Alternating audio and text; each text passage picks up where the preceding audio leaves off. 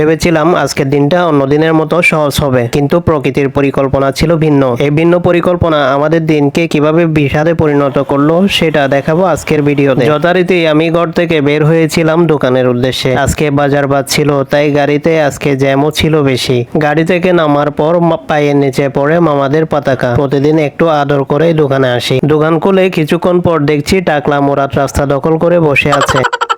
कैसा लगा मेरा मजाक?